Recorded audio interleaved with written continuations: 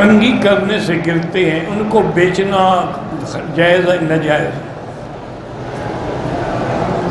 یہ اصل میں آج کل دنیا میں وگیں بنتی ہے نا، اس لیے وہ بال بھی خریدے جاتے ہیں اور بال بھی بیچے جاتے ہیں، حالانکہ یہ ناجائز، بلکہ ان بالوں کو دفن کر دینا چاہیے، کیونکہ انہی بالوں کی وجہ سے عورتوں پہ جادو ہو جاتے ہیں، سحر ہو جاتے ہیں۔ صحیح حدیث میں ہے کہ میرے آقا پہ رحمت دو عالم محبوب دو عالم پہ جب جادو ہوا،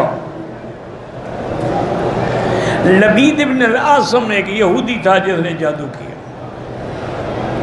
تو اس جادو سے حضور صلی اللہ علیہ وسلم کے دینی معاملات میں تو کوئی اثر نہیں ہوا، یعنی نماز، عبادت، روزہ، تہجد، اشراق، اس میں تو کوئی فرق نہیں ہوا۔ البتہ ذاتی معاملات میں فرق پڑ گیا کہ آپ کو خیال ہی نہیں آتا تھا کہ میں نے کھانا کھانا ہے نہیں کھانا، آپ کو خیال ہی نہیں آتا تھا کہ میں نے بیویوں کے پاس جانا ہے کہ نہیں جانا، اور کبھی ارادہ بھی فرماتے تو بیویوں پہ قادر نہیں ہو سکتے تھے ان کے حقوق ادا کرنے کے لیے، یہ اثر تھا جادو۔ تو ایک دن حضور صلی اللہ علیہ وسلم سو رہے تھے کہ دو انسان آئے، اصل میں وہ فرشتے تھے لیکن انسانوں کی شکل میں تھے۔ ایک حضور کے سرانے کھڑا ہوا، ایک پاؤں سے۔ پاؤں والے نے پوچھا کہ ما بہذا الرجل، آپ پر کیا بات ہے؟ اس نے کہا مطبوب، یعنی مسحور، آپ پر جادو ہے۔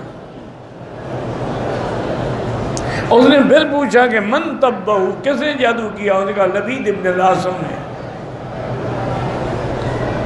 اور نے کہا کس چیز پہ جادو؟ فرمایا کہ مشتن، ایک کنگھی ہے، اس کے اندر جادو کیا گیا ہے۔ اس نے کہا کہ وہ کہاں ہے؟ اس نے کہا کہ فلاں جگہ جو ہے مقام، اس کے اندر جو کنواں ہے، اس کنویں کے اندر جو لکڑی ہے، اور لکڑی کے نیچے دفن ہے۔ اور یہ بتلا کے وہ چلے گئے۔ حضور صلی اللہ علیہ وسلم نے حضرت علی کو، صحابہ کو ساتھ لیا، اس مقام پہ تشریف لائے۔ آپ نے فرمایا کہ وہاں جو کھجوریں تھیں بالکل ٹنڈ منڈ تھیں، اور معلوم ایسے تھا رؤوس الشیاطین، جیسے شیطانوں کے سر ہوں، اور وہ کنواں جو ہے ویران پڑا تھا، اس کا پانی ایسے تھا جیسے مخلوط بالحنہ، جیسے مہندی ملا ہوا پانی ہوتا ہے۔ حضور پاک نے حضرت علی کو حکم دیا، حضرت علی اترے، انہوں نے جا کے اس لکڑی کے نیچے ہاتھ مارا، ڈھونڈتے ڈھونڈتے آپ کو ایک کنگھی ملی۔ اس کنگھی میں میرے آقا کے بال تھے۔ وہ کنگھی جب لائی گئی نا، تو اس کنگھی پہ اس ظالم نے کیا کیا تھا کہ وہ ایسے اس کو لپیٹتا تھا اور جادو کر کے وہاں سوئی لگا دیتا تھا، پھر لپیٹتا تھا، پھر جادو کر کے سوئی لگا دیتا تھا، اور اللہ نے یہ سورۃ الفلق اور سورۃ الناس بھی اتار دی۔ تو حضور یہ پڑھتے رہے اور اس کو کھولتے رہے، پڑھتے رہے، کھولتے رہے۔ تو صحابہ فرماتی ہیں کہ ہم نے دیکھا کہ جیسے جیسے وہ آپ کے بال مبارک کھل رہے ہیں اور سوئیاں نکل رہی ہیں، سن رہے ہیں رسول اللہ، حضور پاک سے گویا کہ وہ بوجھ جو تھا ٹل گیا اور آپ کا چہرہ چاند کی طرح روشن ہو گیا۔ حضور نے وہ کنگھی لی اور پھر اسی کنویں میں ڈال دی۔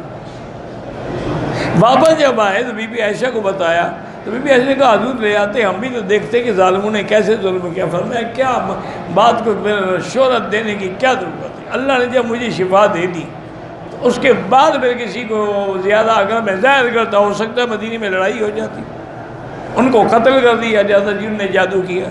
میں یہ نہیں چاہتا کہ مدینے پاک میں فساد۔ تو جادو ہوتا ہے اور زیادہ تر انہی بالوں میں ہوتا ہے۔ یہی ہے کہ یہ عورتیں غفلت کرتی ہیں، اپنے بال پھینک دیتی ہیں، یہی غفلت کرتی ہیں کہ حیض کی حالت میں ناپاک ہوتی ہیں، اور پھر یہ رات کو چھت پہ بیٹھی ہیں، انجوائے کر رہے ہیں، اسی وقت شیطان حملے کرتے ہیں۔ یہ اوقات ہوتے ہیں، اسی لیے حکم ہے کہ مغرب کے وقت بچوں کو باہر نہ بھیجو، چونکہ شیطان پھر رہے ہوتے ہیں، اور پھر وہ ایسا ہاتھ مارتے ہیں کہ پھر ساری زندگی ماں باپ روتے رہتے ہیں، کیونکہ جادو تو ہے۔ قرآن میں جب اس کا ذکر ہے کہ جادو ہے، قرآن میں جب ذکر ہے کہ جادوگروں نے موسیٰ علیہ السلام کا مقابلہ کیا، لیکن جادو کا علاج یہی ہے کہ آدمی حضور کی شریعت پہ عمل کرے اور سورۃ البقرہ اپنے گھروں میں تلاوت کرے، تو انشاءاللہ سب جادو شیطان بھاگ جائیں گے۔